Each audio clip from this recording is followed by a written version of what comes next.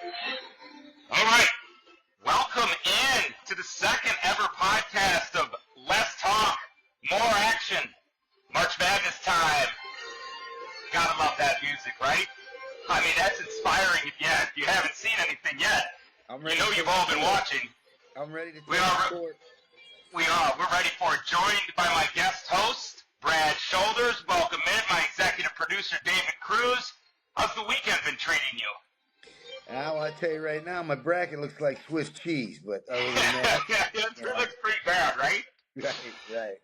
I mean, but that's what makes this tournament great, right? It is the madness of March. That's why we do it. That's why we enjoy it. It is why we enjoy it, but it is also the gambling aspect of why we want to enjoy it and not go broke doing it. So, to get the show started, you're not really prepared for what I'm doing, and my executive director may not probably want us back after I get done with this rant, but I'm just going to get some. This show is about positivity. Less talk, more action is about positivity, winning, beating the book, and enjoying it when you do it, right? Amen. But Brad, I have had it with the gambling community, that being the corrupt-ass state of Illinois. Because here we go, that you and I can't bet on Illinois, Northwestern, Western Illinois, Southern Illinois. But the only thing is, I have to take what I'm given because our brothers to the north in Wisconsin and Minnesota, they can't even gamble. They can't even sports bet. Right. But how about Illinois? Like, where I'm going to go with this is I don't understand in a state like ours that has corruption every which way you turn, the guy in Rockford, like you and I, how are we possibly going to influence some aspect of the Illinois Fighting Illini on a March Madness Thursday or a game at NIU or SIU or Western? Like, I don't understand how come the states can't get themselves together, or not necessarily the states, the United States of America, and just make one gaming legislation and let's bet. Amen. I mean, we could go the route of Otani, I guess, and have our easy. They could make a wager for us. I speak a little Japanese here and there. I'll tell you, you want to stay positive. I think it's National Bruce Pearl knocked out of the tourney day. I love it. Not to get scares on you, but him and John Calipari. It's that way. It just frustrates me though, because honestly, one of my favorite plays on the slate. When we talked about it on our last podcast, I said to myself, I want to play Illinois. I want to put a lot on Illinois. I don't feel like I should have to call my buddy in Iowa to put the bet in, and him not have a clue what he's doing and why he has to do this, and he doesn't even understand. And then come to find out, hey, Iowa, wake the hell up. Iowa doesn't even allow player prop bets. So, I go, oh, can we just, that's what I mean is, can we just have one damn legislation nationwide, Congress do something, get your shit together, and create a gaming legislation nationwide, and just legalize it on all fronts, like Nevada does it, and let's have some fun. That's what this is all about, is having fun and doing it the right way and responsibly. Maybe we should get in Portnoy's ear. That sounds like something he could get started. Exactly. Maybe this podcast should be taken up by Barstool. So, we get there. The rant. That's a good rant. It makes a lot of sense, Trevor. Well, it does make a lot of sense because there's a lot of money being wasted in these states like Minnesota and Wisconsin. So, and we can't play Illinois again today, and I like them again today. So let's start there. Let's start there. What stands out to you? I mean, Damas. What have we had? 10. We've had 10. I got my Vegas shirt up, by the way, so I don't know if you saw that, but I got the dice rolling. Yeah, right. Let's roll it. So we're going to roll the dice because if I'm with you, I go back on Damas again. He had the 10th triple-double ever in NCAA history. Yep. I mean, he's in a very exclusive club, and I would prop play him all day today. I'd get back on him, and you're a big Illinois fan. What stands out to you about this game?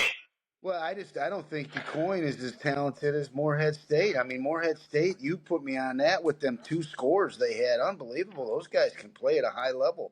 Right. I don't think this team today is as talented as Morehead State, and I think Illinois is just going to keep rolling. Now, DeCoin wants to keep it in the 60s. I haven't seen Illinois play in the 60s all year, so good luck with that. I think this is they're going to be up in the 80s again, and it's going to be a double-digit win. That's how I see it.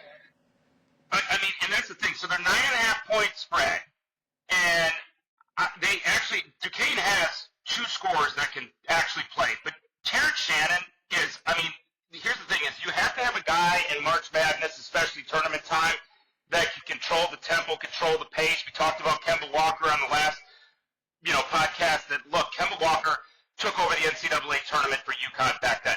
I feel like Terrence Shannon's still that same guy. I'm laying the 9.5. If I can get a hold of my buddy and he gets his ass out of bed in Iowa, I'll lay the 9.5.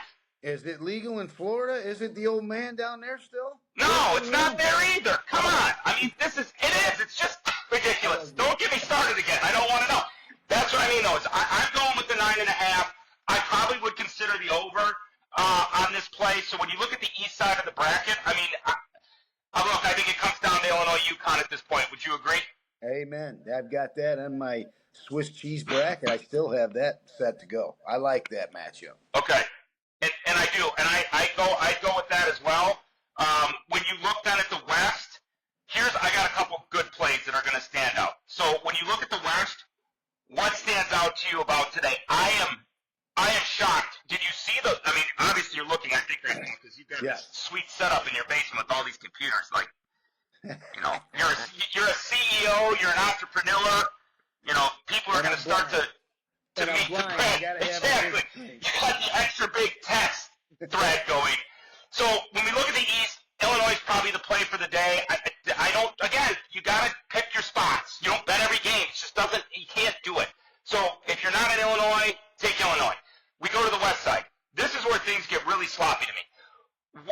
What the line, if you're not paying attention to it, what NC Michigan State, what's going on here? I'm not sold on Michigan State. They haven't hit the 3 all year, and of course they hit the 3 the other day. I don't think they can do it back to back. I haven't seen them play 2 good games in a row this whole entire year.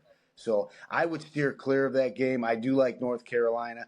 The one game that I do like the spread in there is I think Arizona looked really good against Long Beach. Now, I know Long Beach isn't what Dayton is, but Dayton shouldn't even be here. I mean, Nevada won that game. They just gave it away. So I like Arizona laying the 8.5.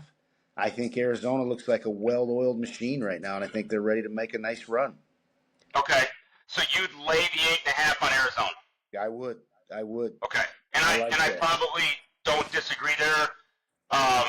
Dayton has one nice player in Deron Holmes. Look, Ballo can box him out. He can play him.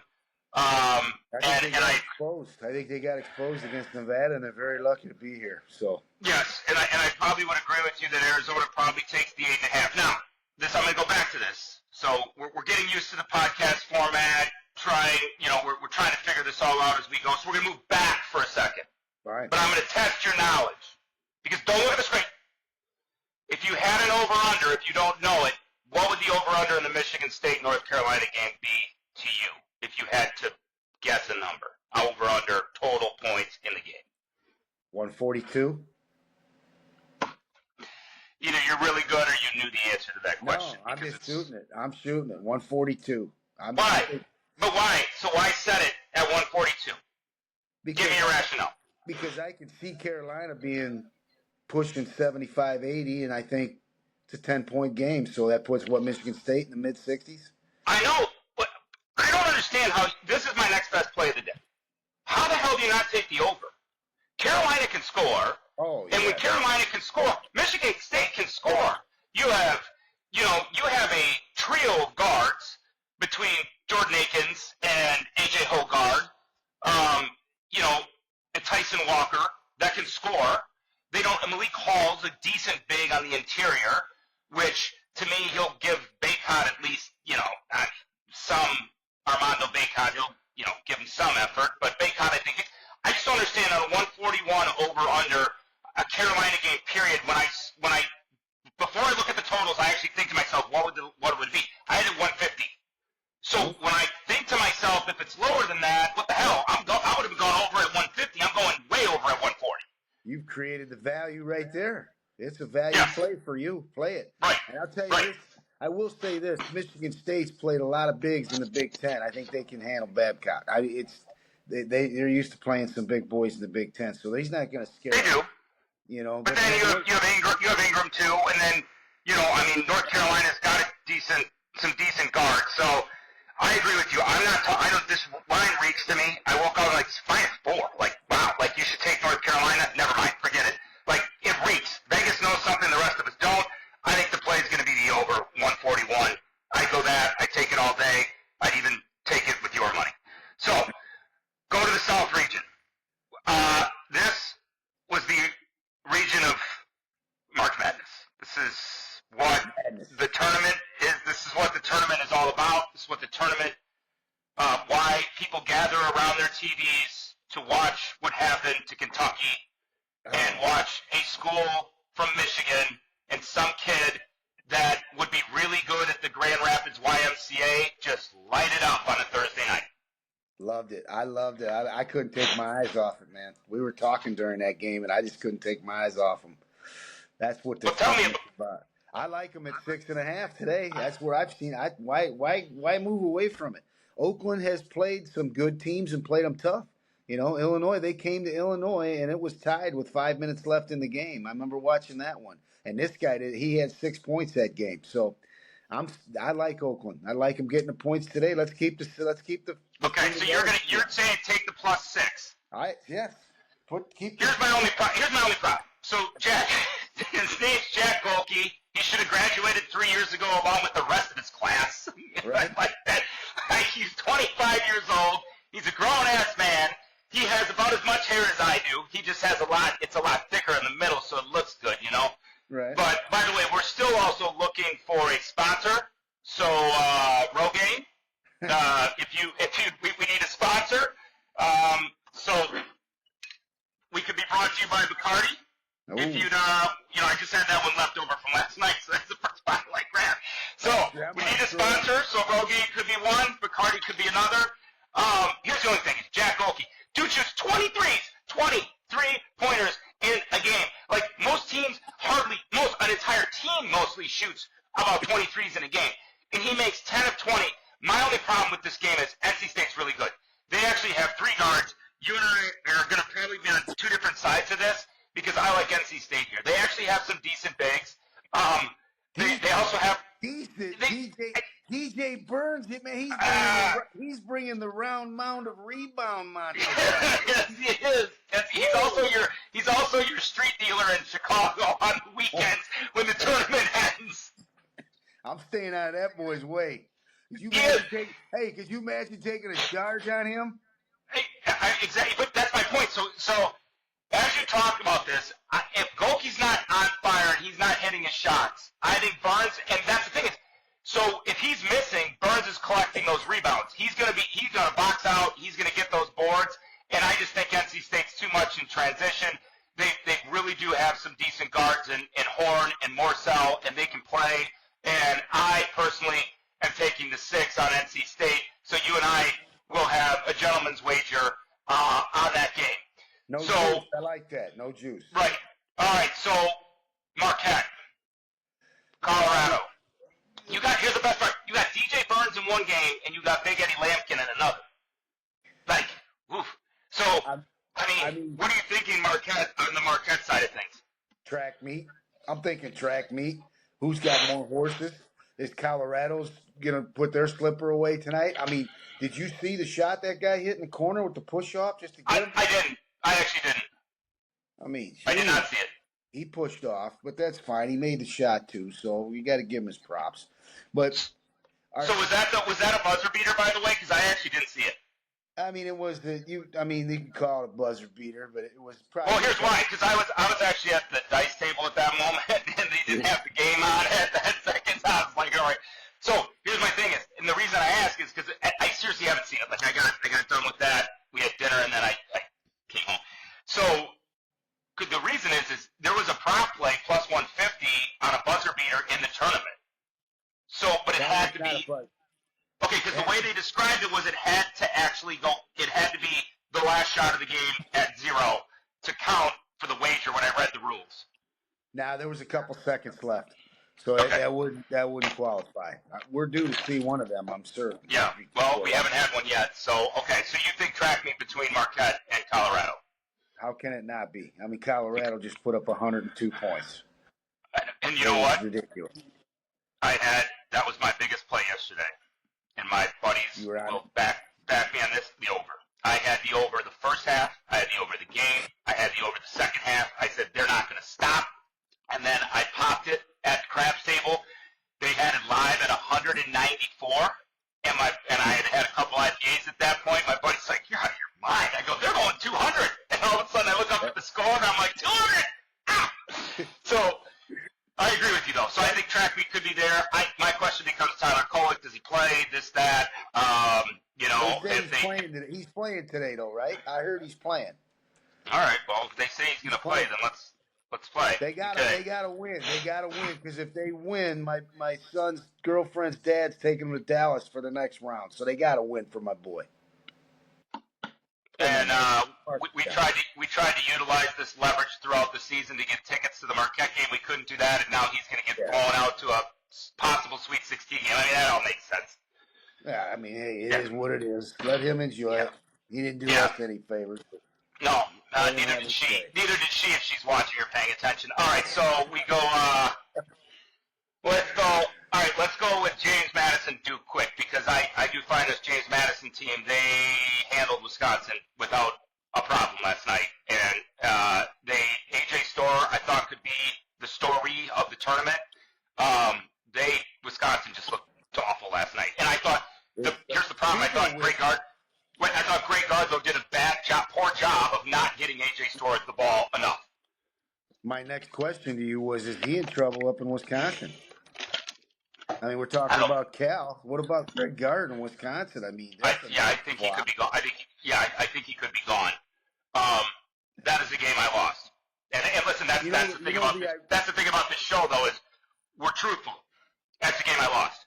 I had Wisconsin. I just thought, I definitely thought with the bigs, Crowell and Wall, they could play. I bet it. I took Wisconsin. I lost. We're honest. We don't hide from anything. The show's about positive. I took Nebraska on the chin. My boy Tamanga, he got teed up and everything. Tominaga, he was fun to watch though, man. He was another guy that I would have liked to have seen make a deep run because if he makes the deep run, then it's tournament excitement, right? Right. Now we're done. We don't get to see him anymore. No. So now that the Kamikaze's out, do you think James Madison can beat Duke? Yeah. I do, and here's the thing. The ironic part is James Madison's probably not even in the tournament if they don't win their conference league title game. 100%. They were 31-3. You're probably right, but actually 31-3, you probably still don't get in. You're probably right. I mean, how does Indiana State not make it? Right. Of which, you know what? I'm gonna jump ship here real quick too, and I like Minnesota getting 7.5 in the NIT against Indiana State today. It's because, hey, the addiction is real. Why do we stop at the NCAA tournament? Why? My God, I was not ready for that.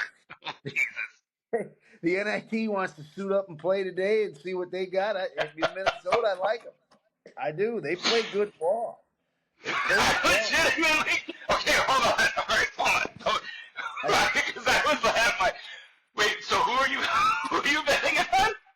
The Gophers. I like them. Plus 7.5. 7.5. They got a good coach. They're a talented team. I'll tell you what, they're an up and comer in the Big Ten. Dan Munson is at Long Beach State. He's not at Minnesota. He just got fired.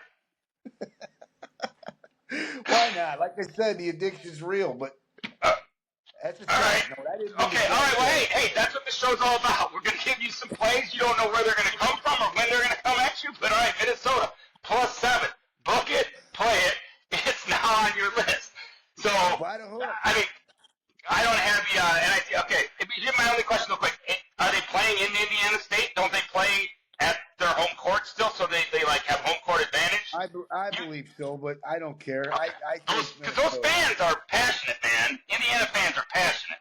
They are, and they feel they got screwed. But that's just sidewinder. All right, so let's bring it back to the Midwest, and we'll get out of the show this way. bracket of chaos in the South with Oakland, and now you come back here, and I'm looking at this, and we have been all over Tennessee all year. Dalton Connect to me is probably top 3-4 players in the nation. He can shoot from anywhere. He's aggressive. He can play. Do you lay the 7 against Texas here, or do you go ahead? What's your play here, possibly? I like the horns there. I just do. I think 7's too rich. I think that should be I think it should be a 3 or 4 point game. And I'm with you. So I like Tennessee. They're a good team, but man, that's rich. 7 points is rich. So and here's the thing in the tournament you've noticed is when the favorites get behind, they kind of become it becomes very inconsistent at that point. Like they seem to feel the pressure. It starts to mount even more than it usually does. And then we're sitting there going, so all of a sudden if Tennessee gets behind by a couple, we're at half and they're down 2 or 3, you got to figure that 7, you're plus up. At that point, it's very good. Oh, yeah. Yeah. So let's go with Texas. Yeah. All right. I'm with you on the plus 7. And you got to have some dogs, by the way, here. So, are you going to take – here's the one that stands out to me most. Where are you at – or one of them alongside some of the others we listed, but Gonzaga and Kansas. I'm on the Zags. Kansas. How do you not?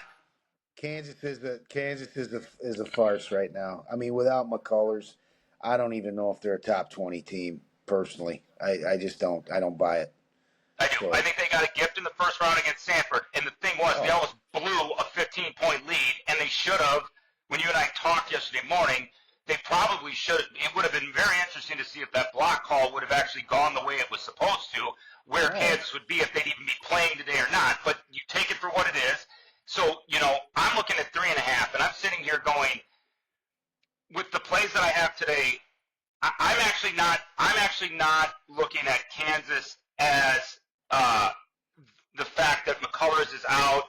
I'm actually not betting it on how good Gonzaga's playing. I'm betting it on how poorly Kansas has been playing over the last, 3 weeks? They've been awful. Then you lose McCullers, so you're going to rely on Hunter Dickinson today all day.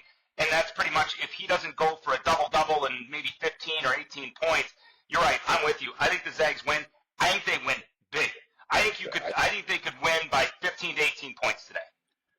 I'm with you. This is a 5-star bury your bookie play. Get on them. Get on the Zags. Bury your bookie. And the thing is, the Zags usually are, they're usually what, a 1-2 seed with all the pressure on them. With them being where they're at this year, with a 5 seed with no pressure, they could make a good run here. Really, they could give Purdue some trouble in the next round. All right, B squared, bury your bookie. So for those of you playing on DraftKings and FanDuel and maybe Bet Rivers, bury them too. Because here's the one thing about this show: when we talk about this show, less talk, more action. We always want to be beating the book. So we're with you guys as players. We want you to win. We don't care how ugly it gets or how you have to do it. Just beat the damn book. That's all we care about. Take them down. Take them down. So, one last look at the bracket.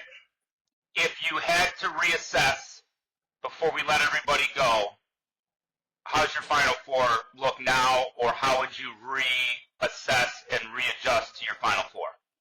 I'm going to still keep UConn.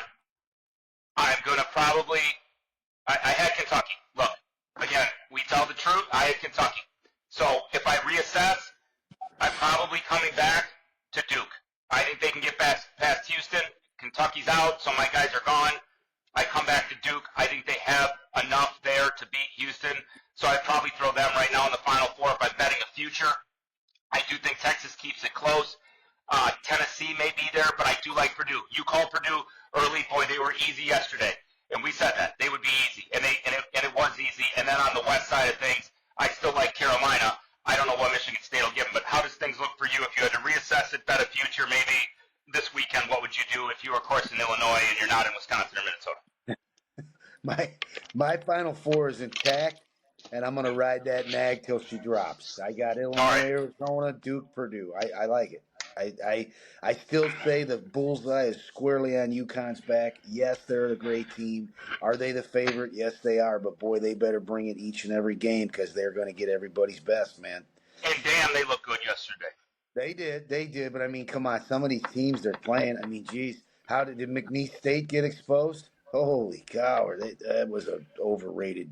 I love how you sent that text out to the group that was like, all right, is the hype over with yet, damn it, on Sanford, which you almost came back, but on McNeese State, you're like, is the freaking hype over? Can we just move on already? But then, of course, last night, though, you have the smart kids from Yale somehow busting, like you said, Bruce Pearl's ass.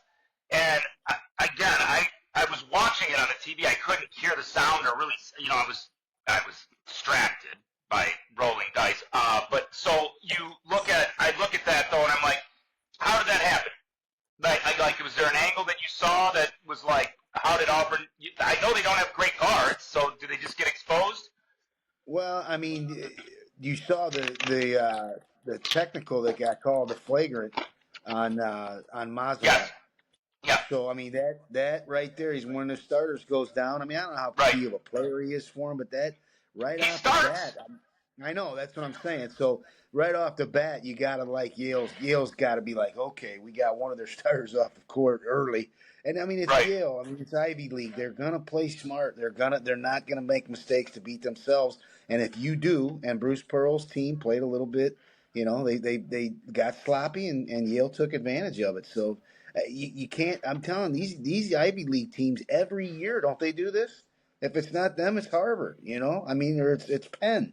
These Ivy League teams, you don't take them serious, and I swear that every year they win the first round. Now, will they go any further? Who knows? But it seems like they pull a first round upset every damn year.